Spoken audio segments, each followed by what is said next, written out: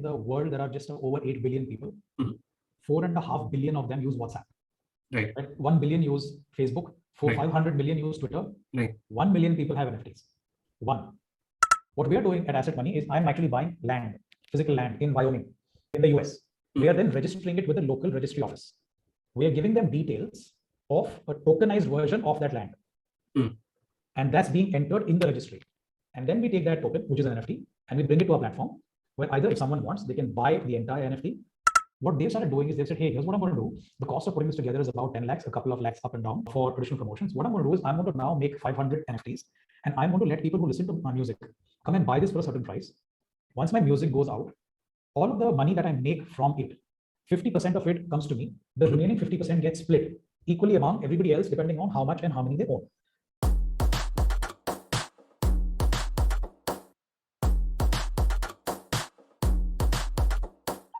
Good evening, everyone. Thanks for joining us for the first Fireside Chat on Thousand Faces Club. So we started Thousand Faces Club a few months back. We wanted to empower creators with the knowledge and resources so that it helps them make a living out of their passion. So we are starting up this series where we are inviting creators and the folks who are working around the creator economy to come and talk and address about certain most important topics that are in discussion in the creator economy. Today, we have Nameet Potnis, who is the founder of Drumworks, and he has also recently built an app called Asset.money. Today, we are going to discuss about NFTs in the context of creator economy. So we have like a bunch of topics that we are going to discuss, but feel free to add any of your questions in the chat, and we'll pick them up as Q&A at the end. Also, should we get started? Nameet, you're all ready? Absolutely. Excited to chat. Thank you for having me here, Dharmesh. More than happy to share the journey that we've been on. And most importantly, honestly, just happy to not just share what we're learning, but learn from others here.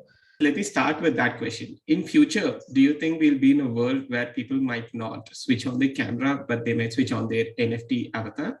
100%. Right? 100%. I will later on send you, I think it's called hubble.xyz. I will find them out and I will send you a platform which essentially lets you switch on Zoom just like this.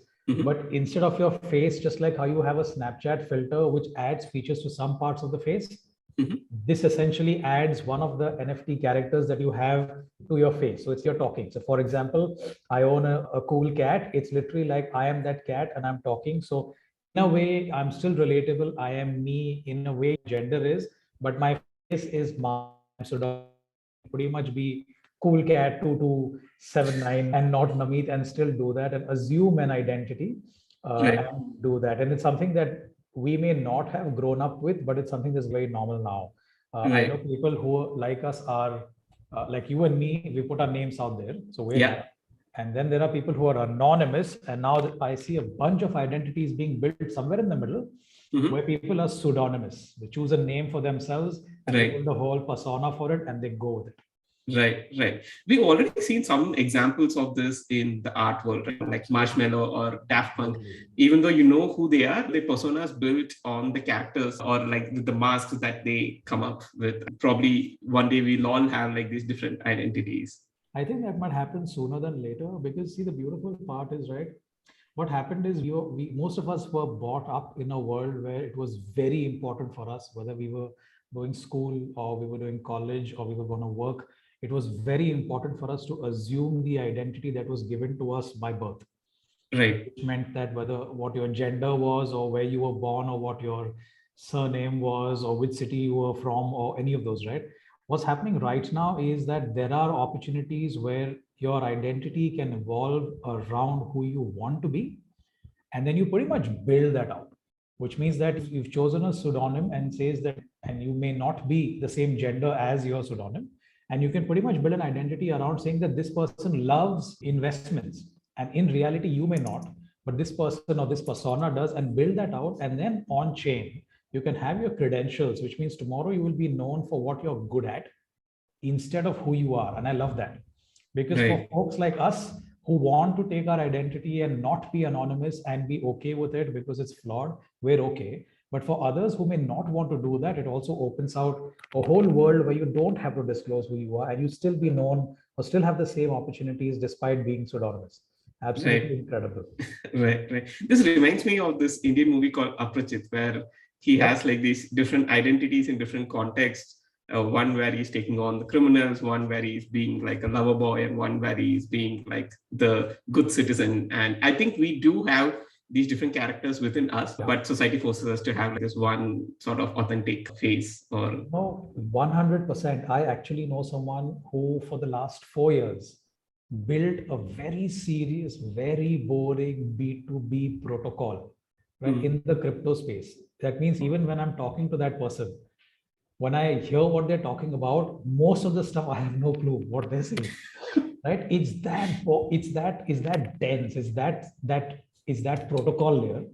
right. Okay. But they built it on a pseudonymous identity. So they still haven't disclosed who they actually are. I know them. And what they're building right now is they're building a social network. Right. You see what that means? In the real world, if you were doing that, you would have to say you spent all your life building core protocols, core B2B. You would be defined by that, but that doesn't need to be.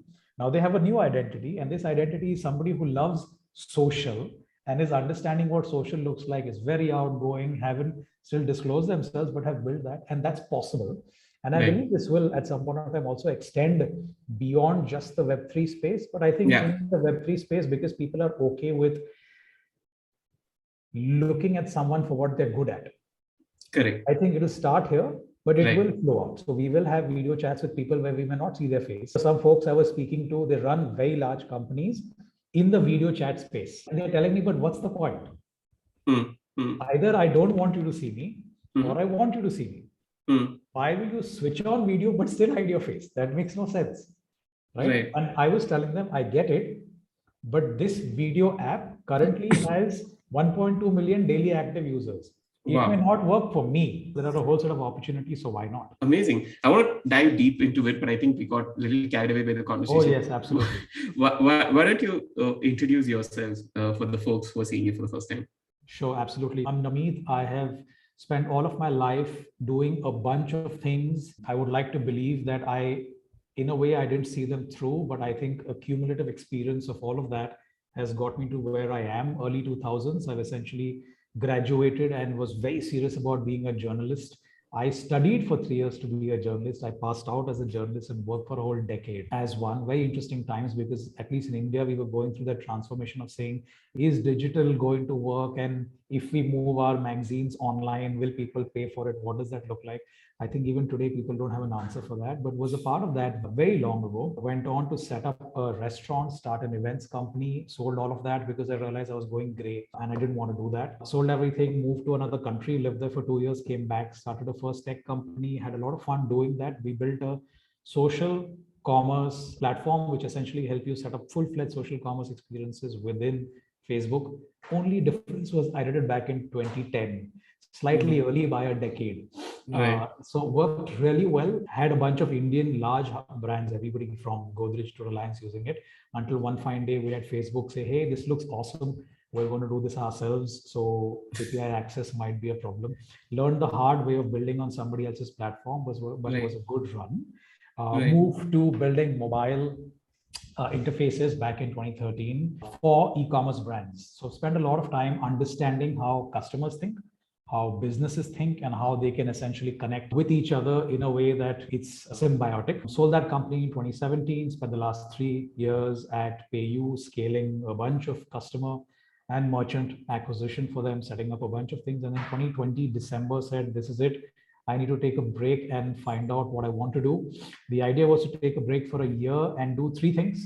Number 1 was go back to writing. Number 2 was get into agriculture and hydroponics. And the third one was to jump down the blockchain. Thankfully, managed to do all 3 partially. Spent a year looking at building in the blockchain. So I've been mining Bitcoin since 2011. Ethereum is fairly early, but never looked at building in that ecosystem. Still looked at it from a financial output point of view. Over the last 2 years, 2.5 years now, I've actually looked at this as saying, hey, this is going to be here. It looks like a new paradigm. It might just change the way that we do things. And if we do that, what would this mean for others? And could I, with a bunch of other amazing folks, build experiences that would help others enter the space. So what I do right now is I build tools and platforms that help different set of people experience what the blockchain looks like. So one of them is essentially we build a platform called Asset Money, which essentially takes or lets you it treats NFTs as assets. And it says if you own a bunch of NFTs, are they very valuable? How valuable are they? Should you hold them? Should you sell them? Today, you could buy a stock on an exchange. In the same way, can you buy an NFT here? Could you know what the value is, how valuable it is, and all of that is something that we do. We also work with a bunch of brands and artists individually to help them figure out what do I do in this space. So if I'm a photographer, can I just mint my photos as NFTs? Is that what the future looks like? Or if I wanted to create something that is very native to Web3 or a new paradigm, what would that mean? What does that look like? Right. So we essentially help brands, artists, and individuals navigate what the space looks like, which is essentially where I am at. Awesome. I actually first got introduced to you as this fintech person in the community, right? So when you actually communicated that you moved out of your previous organization, I was 100% sure you want to start a fintech. Right. When I got to know that you jumped into an NFT space, that also gave me a lot of confidence saying that, oh, it looks like people are jumping into this building like apps, someone I looked up to. Then it brings in a lot of credibility to the space itself. And then I started reading your newsletter. Like I got introduced to a lot of new concepts because for me, to most of it, where it was around a lot of clickbaity, for the lack of better word, where they were trying to tell me, oh, how much money can you make? Can I remove all of that and think about what is the core technology and what does it mean to us? And I think that's where your newsletter really helped me. But now that I understand your journey, you've done this multiple times, don't you? Yeah, of no, jumping through. Yeah, absolutely. I have. And even today, right now, the sole reason why we write the newsletter every day, so just for everybody else, right? We write a newsletter under the token dispatch. It comes to you at 8:30 a.m. every day. And it does just one thing very simply. In just about 3 to 5 minutes, it will tell you what are the three most important things in the blockchain and the crypto space that have changed yesterday that you need to know about. And what we do is instead of this one sold an NFT and made 10 million, this guy, we do not write about stuff like that. We talk about, hey, here are a bunch of governments looking at legalizing forms of crypto, right? What does that mean? Here are new trends in music NFTs. What does that look like? Here is a company working around the blockchain and simplifying stuff in a way that creators can look at stuff. Here are a bunch of brands doing things. The idea is to make this space much more accessible to people in a very simple language. And that's all that we do. So every day you get a newsletter, it takes you 3 minutes to essentially read that. That's one. And over the weekends, for folks who are a little more interested, we actually spend a whole week taking one concept and slightly diving deep. So what's the thought process behind NFTs? How do they work? How do DAOs work? What is play to earn? How do wallets work? Slight 101s in this space, a little deep dive, but in a very simple language. Right? The idea is how do we make this space much more accessible to everybody? Because I've realized what happens is the only thing all of us read around or hear around is some 12-year-old kid minted an NFT and sold it for 300,000 and that's it. When you have outliers or when you only read about outliers or only hear about outliers, it does two things, right? It alienates you. You feel like this is not me. And the second one is very often people around you say either yahan sab jhol ho raha hai ya ye sab kala paisa hai yeah, this is just so negative, but there's a lot of stuff that you can actually do in the space that's very simple. It doesn't require a lot of tech, and you can start today, whether you are an artist yourself. If you are not, if you have a brand, can you do this for your brand? Yes. Do you need tech knowledge? Yeah, slightly, but you can almost do all of it. Will it help you bring your community together? Yes. Is it a new paradigm? Yes. Which means as it is today, it may not be perfect, but a lot of stuff happening in this space is something that you can actually play into. And which is why I love the fact that Dharmesh is pulling people together today to talk about this, so that hopefully by the end of this session today, all of you at the back of your mind are thinking about, oh, this is not so alien. It's something familiar. I can actually experiment. And throughout our chat today, I've done some homework. I will hopefully share some names of projects that you can look up, what others are doing, and just make it very relatable, the way that you realize, hey, this is not a big beast out there. It's something that I can pretty much knock off over a weekend and look at what the space looks like. Awesome. For the folks who are interested in the newsletter, we have just typed out like the URL. Everybody, I think, definitely should check it out. So to going back to the basics, let me start with the first question. If one of your parents had to ask, what is NFT? What would be your explanation? I absolutely love this. I spent all of my life trying to figure out how do we explain something to 5-year-olds, right? So when somebody asks me what is an NFT, ideally what an NFT is, it's an immutable token, right? A token means nothing to most of us, and neither does immutable. My simplest way of explaining what an NFT is, look at yourself, and if you stood in front of your parents and you told them what an NFT is, you look at them and you tell me, I am Nameet, or I am Dharmesh, or I am Amrish. There is only one of me in this world, right? That is literally what an NFT is in the simplest form to explain. So what does that mean? That means I exist, right, as a human, right? Humans are literally non-fungible humans. They are NFTs. Yeah. One of us. And if Dharmesh asked somebody we both knew, saying, hey, do you know Nameet? It's very possible that they're both talking about the same person. Right. It's very possible that today, if I'm Nameet, tomorrow I'm not Sanket.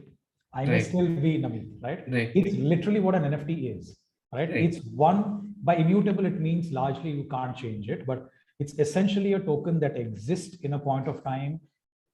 It's not just one person referencing, but anyone in the world can reference and find it, and all of us come to the same pointer.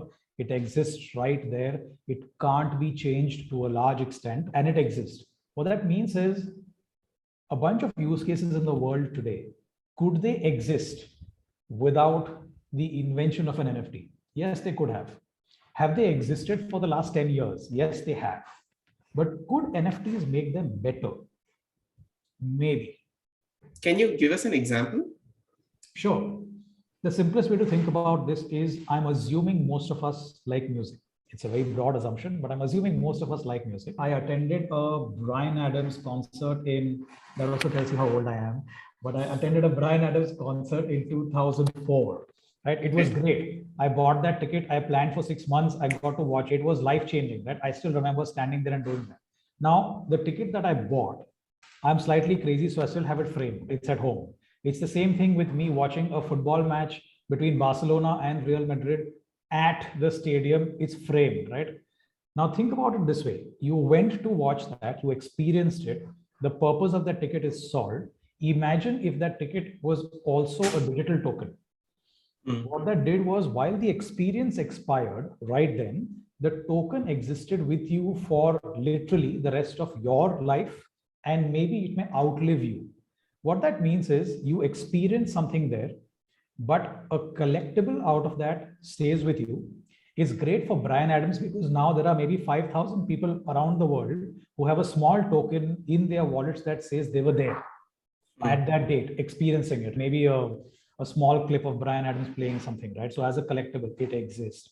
It's something that stays with me. It also is a way for me to, in a way, show off to others, saying, I love Bryan Adams enough that I was physically at a space this existed. And at the end of the day, think about it, is just a simple ticket, right? Like last year, Sunburn did this where they sold their tickets, a few of them, as an NFT. I bought it. I didn't even attend the festival, right? I didn't go, right? And I bought one of those which let me attend every festival for the whole year. I still didn't go, right? Why? Because for me, while it's an entry ticket, it was also a drop of beautiful music. It was great art. This didn't exist, right? They made it particularly for this drop. It also will stay with me for the rest of my life. So whether it's today or 6 months from now or a year from now or 5 years from now, I will literally own a piece of the first ever drop that Sunburn did in India as tickets, right? Now, it's crazy, but it matters to me. In the same way, something as simple as this. I was talking to some brands and I was telling them, think about it today within your app, within your community. You tell people, basis the number of interactions you do, your level starts going up, right? Or if you were staying with the Taj hotels, basis 10 nights, you get a whatever, silver tier, gold tier, whatever. All of that is locked within that platform, stays within that platform, and has absolutely no meaning outside of it. Right. Now think of if Nike lets you mint the fact that you ran 50,000 kilometers. Okay. Mint it. Right. You take it with you. Nike lets you take a part of them with you. You get to show off that you have Nike. You get to show off that you ran 50,000 kilometers. This stays with you forever. And Nike now has a branding opportunity that lives in a way forever. In the same way, for all of the brands that you do, or for all of the meetups that any one of y'all might do, you can literally mint. And now minting and all of those are free, right? Mint a commemorative token and say, all of us were here on this day at this time, and it was just there, right? In the future, you can also attach a bunch of benefits to it, saying, hey, everybody who was at, I don't know, the Starbucks in Bangalore on this day, you can now, you have this token that you claimed, which means you get certain rights, or in the app, you get certain benefits, whatever, or it's just a commemorative token. Doing all of this is very easy. For the ones who are interested, check out this platform called POAP, POAP. Okay. It essentially means proof of attendance. Okay. And you can literally drop a proof of attendance to people who turned up. So I have a bunch of POAPs about talks I have attended. I have a POAP from the first time Art Blocks was minted, right? It also is proof that I can take out and say, hey, in 2020, 2 years ago, I was buying NFTs. Right. Or I was there when a famous celebrity did a Time talk, or Time magazine launched their first token. I have a commemorative token from there. They're just like collectibles. They're on chain, which means they won't be destroyed and they will exist forever. Right? So a bunch of these are just easy use cases, but each of you can experiment these with your brands. Right. Now, the fact that you're saying this already, my brain sparks and I'm already thinking of some use cases that I could have had an NFT. But as an extension of this, let's take the idea of that, let's say you attended a Bryan Adams concert, but more than just like showing that you have attended, I also feel that there's an opportunity to network, right? What if you meet somebody else? You would have not known that person there in the stadium, but maybe randomly after 20 years, you meet that person and you both share like the same NFTs. Is that also a way to look at it?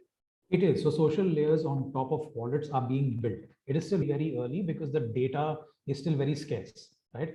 Just as a context, today in the world, there are just over 8 billion people. 4.5 billion of them use WhatsApp. Right. 1 billion use Facebook. 500 million use Twitter. Right. 1 million people have NFTs. One. Like at least one NFT types. Yes. One. Okay. 1 million. Right. That's 10 lakh people, guys. 10 lakh people. Right? That's smaller than the population of most of the cities we live in. True. Right? And this is across the world. Yeah. So right now the data is still very scarce, but the ability to do this exists, right? Check out a project called Aussies, OZZY, right? Aussies Bat Club. I don't know if any of you love metal music, but Ozzy Osbourne has dropped NFTs. While he's slightly crazy, what does that entail? You buy an Aussie bat, right? It's a picture of a bat, right? Okay. It lets you become a part of the club. Okay. What does that do? It gives you backstage access to when they visit. Now, of course, we're in India, but when you're in the US, backstage access to whenever they visit your city. Okay. It lets you form a club and be a part of a club with all of the other crazy people like you who believe and love Ozzy Osbourne. Right? You suddenly discovered a whole online community of people who are crazy. And then it also gives you a bunch of, which means if you hold this NFT and you actually attend it, like your tickets, you will get cheaper tickets. If you watch and if you are actually there, they will also send you clips of the show that day and something that you own forever. So it's literally like a club. It's a bunch of people who've loved something, but felt that they were the only ones, suddenly finding others like that. I was going to say the most fun thing, then I realized most people don't think like me. On Friday evenings, 7 to 8 in the evening, we have a catch up for everybody who owns a Ronin Samurai NFT. Okay. And what is the benefit of me owning that? Is all of us love poems written by samurais. The tradition is that for samurais, when they die, they know they're going to die, they're supposed to write a small haiku. And then they die. These over the centuries have been documented poems in the Japanese culture. And now there is like a small sect of people who read this, who explain to you what it means, and is just slightly crazy, but also interesting. There are 8,000 of us who have bought this NFT. With that money, have convinced somebody who's a professor in NYU who teaches Japanese poetry to log in every Friday evening and read a new one. Beautiful. Right? Now that means nothing to the whole world, but it means something to 4,000 people who turn up, sit there, listen to them, and realize that somewhere across the world there is somebody else who loves Japanese poems as much as I do. And now I've just been able to find them. Right. So that's what I tell people, I tell creators, is that what this does is it lets you create a community that you maybe never knew existed, or a community which has a shared sense of purpose. Yeah. Adding to the same conversation, now the most of the instances where we are talking about, we talk about NFTs as either a static image or like an animated GIF. And that's also a perception in many people's minds, saying that NFTs are pictures or some form of visual. Can you also explain us what can be an NFT, what cannot be an NFT? Sure. I'm going to do an audience interaction. Since the 5, 10, 13, 15 of you have videos on, will you raise your hand if you are an engineer? Oh, yes, we have some engineers. Okay, not bad at all. Great. In engineering terms, do you know what a pointer means? Yeah. Think of NFTs as a pointer today. Just think of it like that. Okay. What that means is you own something that points to something. What could that something be? It could be anything, right? It could be a piece of text. It could be an image. It could be a GIF. It could be video. It could be audio. It could be a movie. It could be text.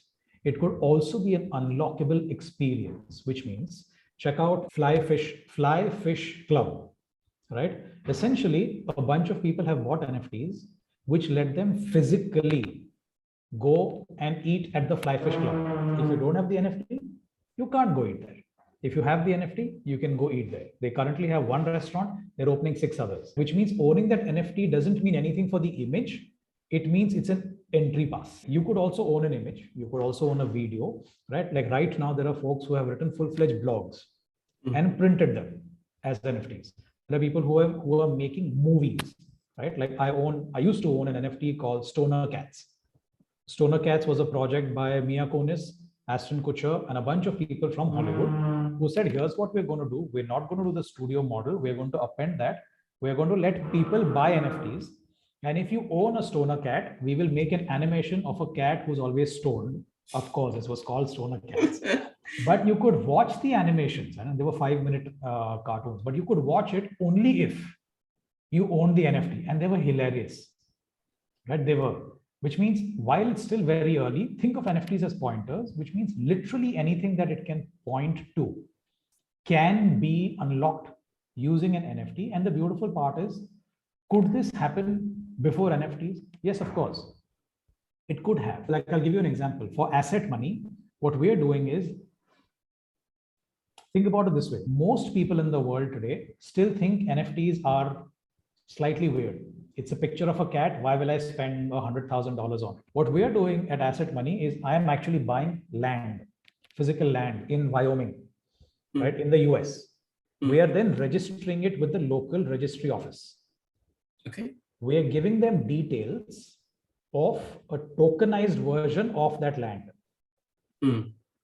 And that's being entered in the registry. And then we take that token, which is an NFT, and we bring it to our platform, where either if someone wants, they can buy the entire NFT, or if all of us, literally all of us on this call want to say, hey, I will not be able to buy a 10 Ethereum NFT, but I will be able to contribute 0.5 or 0.05. All of us pool in funds, we can buy that, but you know what that means? As long as I own that NFT, I actually own that piece of land. Right. Now, could this have happened before NFTs? Of course. But what would have happened? Two things. If I needed to buy that piece of land, I would have to be there. I would have to go to the office, sign papers, do all of that. Two, when I want to sell that piece of land, I would have to go there. I would have to sign. The person who wants to buy would have to come, register, and sign. You know what happens when I own the NFT? As long as I hold it, I own it. Tomorrow I want to sell, I put it up for a price, somebody else buys, that's it, done, right? Immutably, that NFT points to that piece of land. It proves that this piece of land is owned by this NFT and the ownership is. So a bunch of these sort of use cases have started coming up. Awesome. Awesome. Yeah. So maybe in the future, I could sit at one place and own not just land, probably multiple things in the universe from my desk, right? Oh, absolutely. You will be amazed right now. A couple of the companies that I work with in the US called ALT, check them out. Mm-hmm. What they do is, see, in India, we don't have this culture a lot, but in the US, people are slightly crazy about their mint condition shoes and their mint condition Pokemon cards and their mint condition toys, right? So what they do is they come home, they take that asset from you, and they go and store it in a, what do they tell me? Fire resistant, earthquake resistant, tsunami resistant locker. Right? It's stored in some resistant locker, and they say they appraise that asset, and they say this is worth, for example, $50,000. So which means today I could actually have that shoe with me, and then let's say one of you, right? Let's say Sunena wants to buy that shoe. She could buy the shoe from me, and then I would have to ship the shoe to her, and then both of us would have to be sure that it's the same shoe. I haven't fooled her, and all of that, right? Now what happens is the shoe sits there safely. There's an NFT issued for it. I could put it up for sale. Sunena could buy it. She knows this is guaranteed to be the same shoe. If she wants, she clicks a button and the shoe comes home, right? Or she can keep it with her as long as she wants. It's happening with shoes. It's happening with collectible cards. It's happening with a bunch of these things. It's happening with land. It will hopefully start happening with a bunch of other use cases where, because it's immutable, proof that it's the same thing is built into the contract. Right. It's fascinating when you say that. It reminds me of the history of how money was created. So early days, that, whenever we exchange money, we were promised that, you could go back and give the money and get the equal amount of gold. We are promised that even today.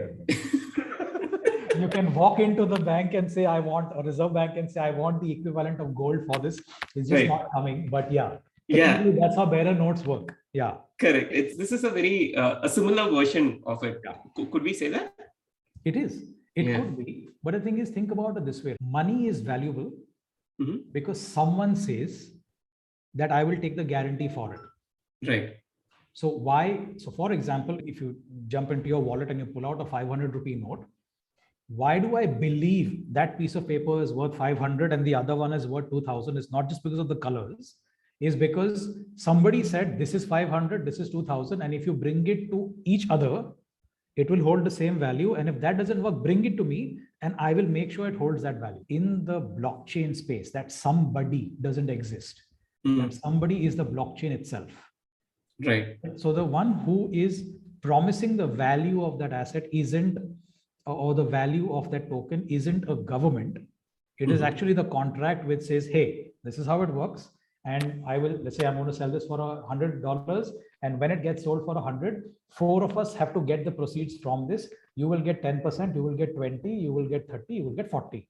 But this, who decides this, is built into the smart contract, which is why it's in a way trustless, but also can't be fooled and also not governed, which is why most governments will say, hey, this is not okay because it isn't governed. The beauty of decentralization is that it isn't governed, and yet all of us, as far as all of us don't collapse, it will continue to exist, right? There is a separate topic around central CBDC, central bank digital currencies, but this is not the forum for it. But all of you must check out CBDCs, because if you ask me, before the end of this year, most probably India will launch its own CBDC. How will that work? How do those work? You will figure out. And when you understand that, you will realize why today the RBI governor says all cryptocurrencies are a sham, because they are not backed by someone. Because they're not backed by someone. And hence the answer is, what is not a sham? What is backed by someone? And what is backed by someone? Study it. It's a good. Yes. Now I'll slightly move to the topic of the creator economy. Already you touched upon a bunch of these topics, which I could personally relate how creators could make use of them. From the last 3 months interaction with multiple creators, one of the challenge has been that, hey, I don't yet get the confidence of making a living out of the internet on a long-term basis, right? Or it is always dependent on a third party. Now, the third party could be a platform like YouTube or Instagram who are paying them.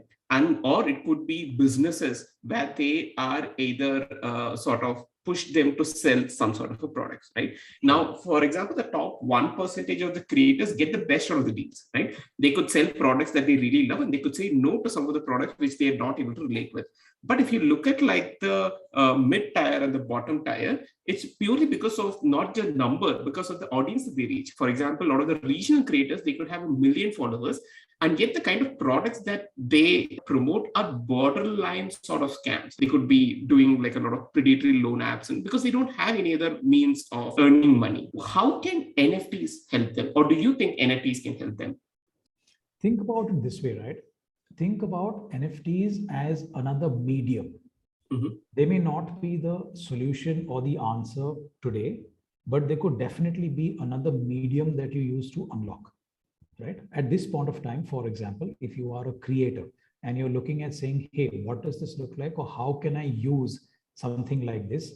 I am seeing a bunch of, let's say, musicians who aren't AP Dillon. I was told he's a big deal. Very sorry, but I haven't heard his music, but I was told he's a really big deal. You aren't in that big level, but you have a bunch of people who believe in the music that you do, who are there every time your video goes out, and you're a big deal in that regional, whether it's regional or whatever, right? In that sort of a community, I am seeing them right now say, hey, here's what we're going to do. For example, the next video, right? Or we've written music, we now need to make a music video. It usually costs 7 to 10 lakhs to make a decent video and put it out. What they've started doing is they've said, hey, here's what I'm going to do. The cost of putting this together is about 10 lakhs, a couple of lakhs up and down for additional promotions. What I'm going to do is I'm going to now make 500 NFTs, and I'm going to let people who listen to my music come and buy this for a certain price. Once my music goes out, all of the money that I make from it, 50% of it comes to me. The remaining 50% gets split equally among everybody else, depending on how much and how many they own. My point is, will this work? I don't know. In 6 to 8 months, could there be many more experiments like this where maybe it's not 50-50? Maybe the percentage is slightly different. Maybe it isn't, I'm not calling it crowdfunding, but let's say pre-funding to put out a music video. Maybe that may not be it. But these experiments are happening not just here with regional creators. If you listen to hip hop, Little Nas, I hope Little Nas does hip hop, but I don't know what he does. But Little Nas essentially is dropping NFTs and letting you own 50% of the royalty coming out of his music. Right. He's the big deal. Right. And he's put out 3 songs, including one that is Grammy nominated, to say, I'm opening this out to people who want to buy into it. And people have bought it worth $100, $150. So it's not about putting in a lakh. It's very small amounts for an artist as big as that to say, I'm happy, whatever money I make from this, 50% comes back to you. He's trying it. A bunch of other musicians are trying it. A bunch of musicians in India are trying it. I have a feeling that it hasn't reached a culmination where we know this is what is going to work, but some form of this may work where you can let your community or your fans, as you call them, participate financially in what you're doing. I must also tell you, has regulation caught up with this in India? Not yet. Which means if you're doing this, think about how regulation would work, how taxation would work. But the ability to do this exists globally, running small experiments, which means I'm not saying put your whole life on the line and say you can buy into me, right? As a human IPO and whatever I make, say do a small project, see what that looks like and say, hey, this is what we're doing. This is what the outcome of this could be. We could make X amount of money, or we could create X amount of experiences, and a certain monetary benefit of this would come back to you. And also maybe another non-monetary utility benefit could come back to you. Having said that, if you ask me very honestly, right, one of the things I very strongly believe in is, while a bunch of financial collectors come in because they believe that the opportunity to invest in something is purely from a financial point of view. Right. I would still say find a way to harness your community where you are able to go beyond just a financial output. Ideally, you should reach a space where the utility of your NFT is actually the art, or is actually what you're putting together, not just the speculative aspect of it. Because when you do that, what happens is you have to work really hard to make sure that I sold it at 10 rupees. It has to be worth 20 rupees or 30 rupees or 40 rupees so that everybody gets a financial output, which is when things become tough, because very often a lot of that may not be in your control. So should you use this as one more medium with everything else that you're doing? Most definitely. Should you look at this as the only way to raise money or look at raising funds? I would still say maybe not. Run smaller experiments, but the ability to do that is way more easier. Instead of just taking funds, taking money, but also passing back an NFT or a token to most users is already built in. You can literally run this. Right? So it's not like raising donations. It's actually letting people contribute, or letting your fans or your customers or your audiences contribute in what you're doing. I don't know if that answers your question, but I'm saying the means exist, but we're still in the experimental phase where we're trying to figure out where this will land. Right. I have a bunch of questions from what you just said. Let me go with the workings of what you explained about the 50% royalties going back, right? Just playing the devil's advocate, even though I'm a fan, what trust am I getting to say that, the 50% royalties will come back to me? How are they gaining the trust of the people saying that this is going to happen? Sure. So the simplest way to do this, right, or the beauty about smart contracts is that once you deploy a contract, it is immutable, which means that once a contract is deployed, even if I make a mistake and I'm like, oh no, I need to make a change, I can't. Okay. Right? Once a contract is deployed, it exists, which means that instead of sending Dharmesh 10%, it's sending you 100% is gone. I will have to now write a new with contracts. For example, if you look at, so for music NFTs, if you're looking at exactly this use case, right, check out Royal, ROYAL. Royal.io is actually by a very famous DJ called BLAU, who spells BLAU spells his name with a 3. Blau essentially sold NFTs a year and a half ago. I bought them. And he said, I will give you royalty in this. I still haven't seen anything, but it's worked out great because I believe it will. Right. But the point is, he's built this platform where the smart contract is transparent and it guarantees this, which says, hey, here's what we're doing. Here is a wallet. This wallet has deployed this contract. This contract is immutable. All the money coming in will come into this wallet. And when the money comes into this wallet on a daily basis at this time every day, that money is split. And 50% goes to this wallet. And that wallet, the other wallet, is the wallet of the artist. And again, that's public, because on the blockchain, everything is public, which means money coming into that wallet is public. And where that person takes the money, are they liquidating it? Are they buying more things? Are they moving it out? All of that is public. And the remaining 50%, what percentages will go to which wallet is all public and out there and cannot be changed. Right. Each of these touch points also sends a signal, right? If an artist is pulling out, then you know that it's short term, that they're reinvesting. Yeah. 100%. It is a very big signal. So when people see somebody put out an NFT project and the initial set of people come and buy, and now you have some money in this wallet and that money is withdrawn, it automatically sends a signal saying, we don't know if this person is going to be here for the long time, because as soon as money came in, instead of putting the money into a community wallet where you could see how it was deployed or see what work was happening, this person withdrew it. It's always a signal that you can look at. Do we have any Indian examples or Indian artists who have done this? Yes, I know of 5 examples, but I can't tell you any of them. Why? Because all of these are still in stealth. They haven't released yet, but there are 5 projects in India who are currently doing this. What I can tell you is that they have signed up artists, including Shan, KK, Shubha Mudgal, Usha Uttup, Kailash Kher, AP Delon, and a few others. But none of these have launched yet for one simple reason. Regulation is still slightly open-ended in India. And hence all of these guys, even though their platforms are ready, they haven't launched it yet. I believe they will launch it soon. And these are not just small platforms. These platforms are built not just by folks who are newly entering this space, but including folks who are the ex-CEOs of some of the largest music labels in the country, have stepped out and set up platforms to do this. Right? They understand distribution. They understand where the artists need to come from. They are now setting this up as a way to do it.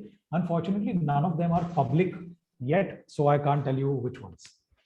Okay. Do we have any bold attempts in Bollywood, like filmmaking? There is one attempt happening right now, but my personal opinion is that it's extremely bold. I don't want to give them the limelight where all of you go check it out and they feel like they were the first ones to do it, because absolutely bogus. Absolutely. Okay. But not yet. But what you can do is globally, there are a bunch of very nice films being made at this point of time. Check out this film director known as Julia Pacino, like Al Pacino. Julia, who's financed a film by essentially issuing out NFTs, and basis what you have, there is utility. Beautiful. And they're in the process of currently making the film. There are a couple of others which have sorry, already been made and are available only to those who have financed the NFT. Julia Pacino's film could be one of the first, which is essentially is fundraising through an NFT and then made out so that everybody can view it. It's just an alternate to the studio model. Right. Now, there is also another extended thought for what you've been saying. So now all the artists that we spoke about, either they are creators themselves, the creators in the sense very artistic creators. Let's say, for example, someone who's painting, someone who's creating these animations, or even we spoke about music creators, right? Now we do have another set of like creators who could be a Substack writer, or who could be Instagram influencer or video creator, like someone like Ali Abdal or Ankur Wal, any of. They might not be the creators themselves, when I say like an artistic manner. So how are they going to leverage this? Is it only that they should be creating, or is there any other way? Oh, no, not at all. So think about it this way. As a platform, this exists. The beauty about the blockchain is that microtransactions, small forms of payments are very today. It's one of the reasons why I left what I was doing to power microtransactions, because I genuinely believe that in the future we will be able to do very easy 1 rupee, 2 rupee, 5 rupee, 10 rupee transactions. It will not be as difficult as it is today. Today, doing a 1 rupee UPI transaction just doesn't work. Why do you say that? Friction to do that is still fairly high. I would need to click. So if you're on the phone, you could click, it could open another app, right? And I'll tell you why it's difficult, because I was working in payments. Yeah. When you do a 1 rupee transaction, nobody makes money. Yes. So do I want to enable millions of people to do 1 rupee transaction? What's the point? Would I want to enable 10,000 people to do 10 rupee or 100 rupee transactions? Yes, because somebody in that chain will make money. But a 1 rupee transaction is a load on the server where nobody makes money. But if you have a wallet, the ability to make microtransactions is built in, right? Because you can have a very small amount of money, and you can literally, the beauty about tokens or the beauty about cryptocurrency is that they are very divisible. So you don't need to pay somebody 1 Bitcoin or 1 ETH or 1 Matic. You can pay them 0.000001 of this, right? It's very divisible. It's such a small amount that you don't think about it. And it's something that's easily possible. These sort of transactions will happen in this space.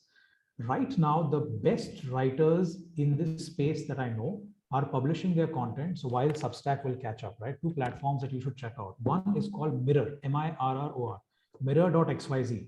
What mirror.xyz does is think about them as Medium, exactly like Medium. So you go there, you get a username, you publish your content, you hit OK, and you share it everywhere. 2 small benefits. On the top of your article, it says mint this article as an NFT. And the proceeds of that go to either, let's say, 1 person who's written that article, or 4 of them collaborated. All of their wallets are attached there. So even if you give a very small amount, it automatically gets divided into those 4 people. So you could literally mint that article as an NFT, and the proceeds would go to those people. You could also tip in a way for that article, and you're saying, hey, I loved what you wrote, or I love the research that's going into putting this content. So just like you asked, I may not be a creative creator, but I'm somebody who's put in a lot of research into this article. Very often people will click on tip and do that. And I have seen tips go up to 1 Ethereum, 2 Ethereum, 5 Ethereum, right? Wow. 1 Ethereum is about 3 lakhs. Yeah. And people are happy to tip that because they are smaller amounts. So mirror.xyz does that really well. And the other platform that's building this is currently called stack.me, STCK.me. Stack.me. That's an Indian platform, right? Yeah. Okay. Stack.me is building this and saying, hey, think about us as your own medium. where you display your work, you display your art, you display your video, your audio, or your writings, and people can come and buy them, or people can come and subscribe, or people can essentially transact using both fiat, as in dollars, rupees, or whatever, as well as crypto. But it's like a page with your own URL, right? So it's completely possible. You don't need to be doing just one thing. You could still be looking at multiple ways of leveraging this. And like I was telling you, mirror.xyz has a smart contract built in. If you put in money, it will automatically get divided among 4 people, and you will see it there.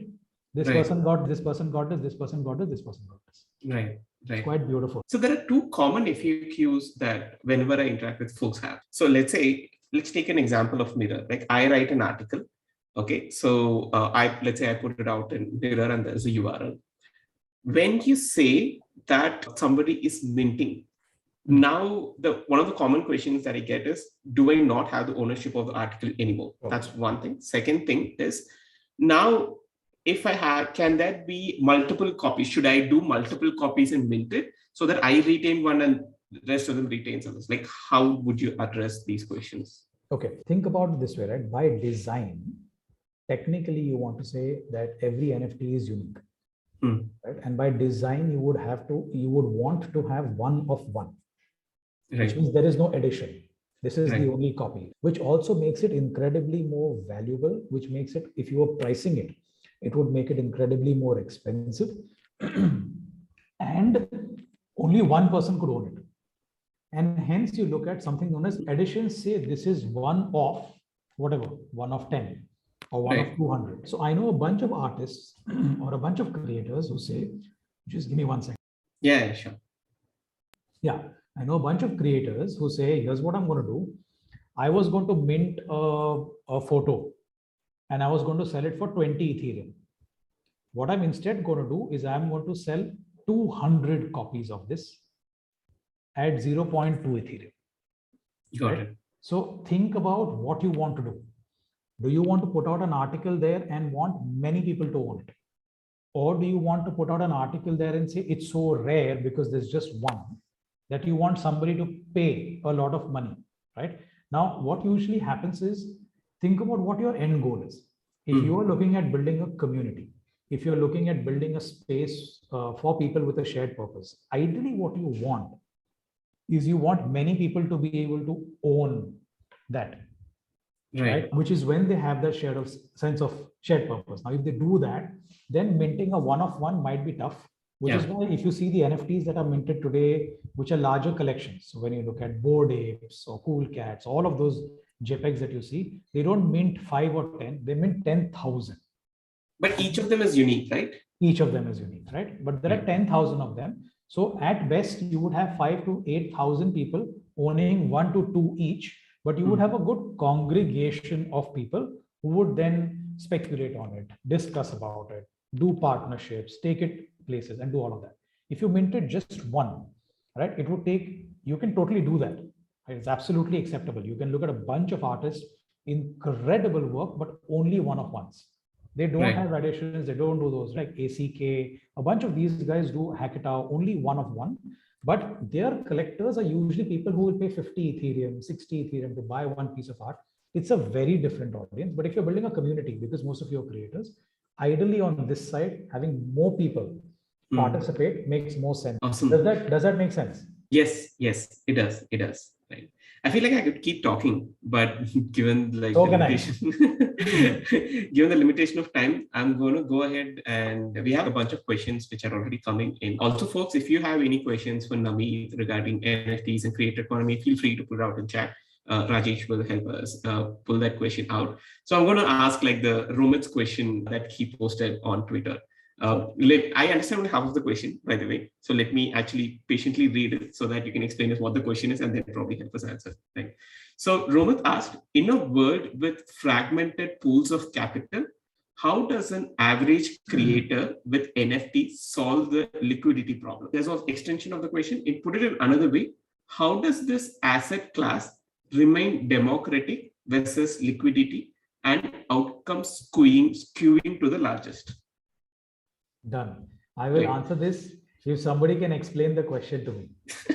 I'll tell you what it means, right? Okay. If you let me. Please do. Sure. So here's what Romit is asking, right? Today, if you are a creator and you want to start creating NFTs, the first question that you will want to ask is, where should I go?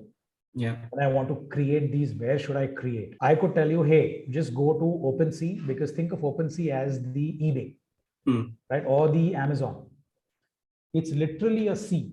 You will have the most expensive stuff. You will have the cheapest stuff. You will have the scams. You will have the rare ones. Everything exists in one place, right? But it's also the platform to get started the fastest, right? It literally is, almost everything is no code. You could literally take a picture out of your picture or article or words out of your existing laptop and just pick it up, mint it, and get started. Your NFT is published. It's that simple, right? What Romit is saying is, once I mint the NFT, where do I find the buyers? And how do I find buyers who will come and buy my NFTs? Because liquidity, which is the actual Ethereum or Matic or Solana, is still very fragmented. Many people have these across multiple destinations. And how do I look at this as a creator? Because if you have created something, you would want to go to a place where people actually have the money to buy. Right. So today, if you're selling a product, and think about it this way, today you build a product, you're selling it in the US, but you tell them you can only buy this product with Indian rupees. How many people in the US can actually buy that product with Indian rupees? Very less. Very less. It significantly constrains your ability for who your market is, who can buy. Correct. Whereas if you sold that in USD, almost anyone who has a plastic card or a bank account can literally buy what you're selling. He's asking the same question about NFTs, right? And when I think of, this is how I think about it. Ethereum has been around for a very long time. Bitcoin has been around for slightly longer. When you think about both of them, think of Bitcoin as gold. All of us want to buy some gold and keep it, but we don't go to the Kirana shop and pay for things using gold. True. We look at it as an investment. We look at it as something that has a store of value. Correct. We say, hey, this is very valuable. The value will go up in the future. I will buy, but I will keep. I will not use it to transact. In the same way, paying with Bitcoin, paying or buying assets with Bitcoin is very expensive. But with Ethereum, on the other end, Ethereum is looked at as a transactional currency. Think of it as rupees for all of us, right? Which means while you might buy Bitcoin and keep, you use Ethereum or you buy Ethereum for the purpose of transacting. Which means that if Ethereum has been around since 2015, number of people having Ethereum is larger. Yeah. Number of people who are willing to spend is larger. And number of people who are right now buying an Ethereum is the largest. So I would recommend that you start off, when you're looking at NFTs, I would recommend start off with minting on Ethereum. Okay. But minting on Ethereum also means that whenever you mint, there is a certain fee that has to be paid to mint something, right? And that's a completely different experience. You can read up on why do you have to pay transaction fees and why are they so varied. But essentially, minting on Ethereum is fairly expensive, right? You can pay anywhere from $40 to $80 for a basic transaction, irrespective of what you're minting. What you're minting could be worth ₹1, but you have to pay $40 to register that transaction. This is the gas fees most people talk about, right? Yes, this is the gas fees, right? In which case, most people prefer to mint on Polygon because what a platform like OpenSea has done is it says, hey, we will help you or help anyone who has Ethereum automatically transact in Polygon. They don't need to go somewhere else and bring new currencies or do any of that, which is why today the most liquid currency where most people can spend is Ethereum and then Polygon. So you could still go ahead and mint your asset or mint your NFT on a Solana or a Tezos or whatever. But all of those communities, think of it, all of those communities are still smaller. And even people who have that currency is still very small. And hence it would make sense for you as a creator to start with the largest community. And then when you become big enough, where you can command the currency that you want, and a lot of artists have done that, right? Check out an artist right now known as Murad. He's now so famous that he said, I am launching my own currency called Ash. and I will now sell my pieces in Ash. If you want to buy my NFTs, buy Ash and then buy this thing. If you don't have Ash, I will not sell mine in Ethereum. I will not sell mine in this thing. So I would say, to answer this question, start with Ethereum or Polygon and then go. Is that simple enough? I think it answers one part of the question. I have like one more part, which I think Rohit is trying to address, is how do we find buyers for the NFTs once that I brought off like OpenSea? Okay, think about it this way. As in eBay has the largest space of people buying for the first time, as well as those who are doing thrift shopping. In the same way, OpenSea has the largest set of people who are minting and buying, as well as secondary markets. Okay. So today what you could do is you could mint something on a platform outside of OpenSea. But you should ideally still bring that asset over to OpenSea and leave it there, because the pool of people buying, like right now, remember I told you that 1 million people buy NFTs or rather own a single NFT right now. How many of those are on OpenSea? No. 1 million. Oh, that's the only platform. Yeah, no, there are a bunch of others, but those numbers are like 4,000, 3,000, 5,000. Okay. OpenSea has 1 million, right? Monthly active users with a unique wallet on OpenSea is 1 million. So bring your asset onto OpenSea, which is where people can find you, which is where people can buy. For secondary markets, go to a place where and in Romit's terms, right, in the complex terms, for secondary markets, go to a place where the liquidity is high. The liquidity is high on platforms where people have the money to spend. Awesome. We have one more question. Can we take that? Sure. Yeah. So this question is from Tanish. How can we solve the problem of interoperability if NFTs are across various blockchains? Sure. What I would love to understand is what your use case is, and I'll tell you why. Think of NFTs as being unique, right? Which means if NFTs are unique, really they won't exist across blockchains. What will happen is today, if I'm the project owner or I'm the artist, I will want to mint my NFT in a unique manner on a chain, right? If I mint them on Ethereum and Polygon and Solana and the others, the value of that NFT doesn't mean anything because it is not unique. You're literally selling it on a bunch, right? The use cases in this, and maybe I'm assuming this is where you're coming from, is actually gaming, right? Think of it as gaming, where in gaming, all of your assets are actually inside a game. Yeah. Right? And in a game, then it isn't about unique assets. Think of a game like Crop Bytes. Crop Bytes is actually Farmville. It's literally like Farmville, but it's connected to the blockchain. So every goat, every corn that you have inside the game, you can actually sell it as an NFT. People will buy that. And for owning those cows and building those houses, you actually make money because it's connected to the blockchain, right? Now, there are 10,000 cows in the game, or maybe 1 lakh goats. But again, those 1 lakh goats aren't spread across some on Ethereum, some on Polygon, some on Tezos. All of the assets in that game are actually built on the Tron blockchain. So in the future, and what will happen is you will have experiences where people will use multiple chains. So you could have one project that you've bought into that's on an Ethereum chain. One project could be on Tezos, one could be on Solana, one could be on Aave. But that doesn't mean that the same project and the same asset will be across all. You will have wallets which will let you connect to all chains. You will be able to transact with all of them. You will also be able to take your assets from today, just like how you can take your Ethereum from the Ethereum chain to the Polygon chain and call it not just Ethereum, but wrapped Ethereum. In the same way, you will be able to take your assets, but the assets will still be unique. They will still exist on one blockchain. I hope it answers Tanish's question. Right. Yeah. Awesome. Thanks a lot for taking time in explaining this. Before we wrap up, one final question is, what are the resources that creators should be looking out to start their NFT journey? It could be podcasts, books, articles, anything. Okay. So I would recommend that the best place to learn is actually by seeing others. So I would recommend that the first thing you do if you are a creator is go to OpenSea.io. While there are a bunch of tabs on top, there is one which says statistics and rankings, right? Go on that one, spend some time, open rankings, and you will see the top 100 projects listed. What you do after that is sort those projects by a bunch of different variables. One of them is how many people own that project. The second one is what is the price. Click on it, go to that project, see what's happening there. That's number one.